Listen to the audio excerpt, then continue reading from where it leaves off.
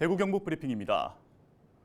경상북도가 지난 여름 집중호우와 태풍으로 피해를 입은 산사태 피해지 복구에 속도를 내고 있습니다. 피해 지역은 대부분이 사유리므로 산주의 동의 없이 사업 추진이 어려운 만큼 주민 설명회를 지속적으로 개최하는 등 현장 의견 수렴에 나섰습니다.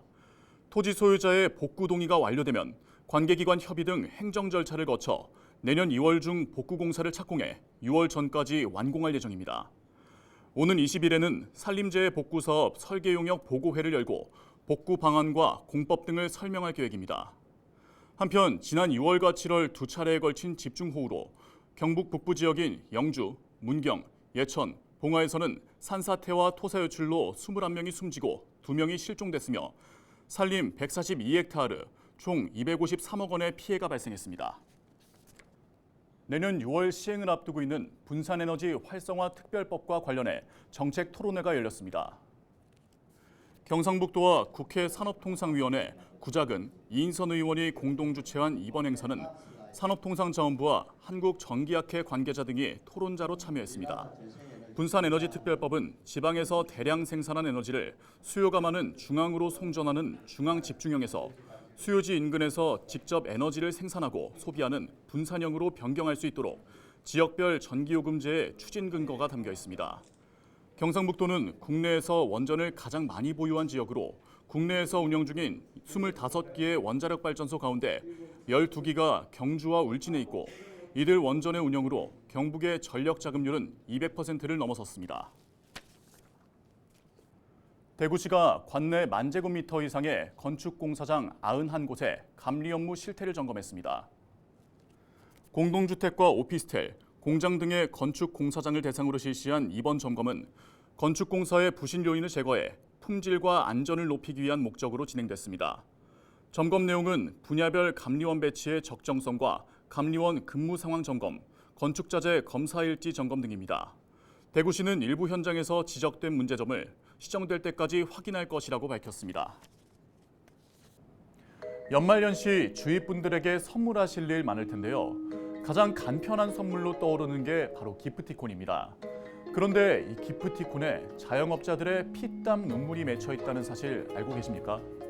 기프티콘을 쓸 때 플랫폼에서 떼어가는 수수료가 5에서 10%라고 합니다. 일반적인 신용카드 수수료가 1%대인 걸 감안한다면 아주 높은 수수료인데요. 또한 점주에게 돈이 들어오는 기간도 최대 2개월까지 걸릴 정도로 상당히 길다고 합니다. 점주 입장에서는 물건을 팔았는데 한참이 지나서 돈이 들어오니 그동안 현금이 비는 겁니다. 그렇다면 기프티콘을 거부할 수는 없느냐 이렇게 물으실 수 있는데요. 점주가 기프티콘 결제를 거부하면 가맹 계약을 끊어버리는 등 본사에서 불이익을 주는 경우가 많았습니다. 이에 대해 최근 공정거래위원회가 기프티콘 가이드라인을 만들겠다고 나섰습니다. 본사와 가맹점 간의 수수료를 나눠내게 비율을 정하고 또한 가맹점주 70% 이상의 동의 없이는 기프티콘 취급을 강제할 수 없게 하겠다는 겁니다. 우리에게는 너무나도 편리한 서비스였던 기프티콘이 누군가에게는 갑질의 대상이었다고 하니 마음이 좋지 않습니다. 땀 흘려 일하는 가맹점에게도 기프티콘의 편리함처럼 불편함 없는 보상이 주어져야겠습니다.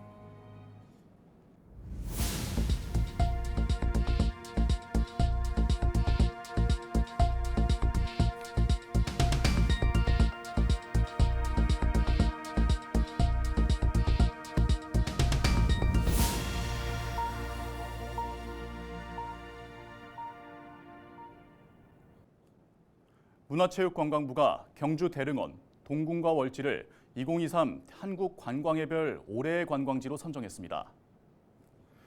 경상북도는 전통적인 역사 명소에 스마트 관광 기능을 접목하면서 관광객 유입 증가로 이어졌다고 밝혔습니다.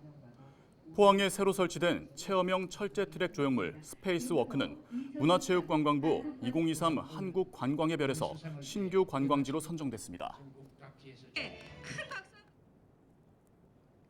오늘 준비한 소식은 여기까지입니다. 지금까지 대구 경북 브리핑이었습니다.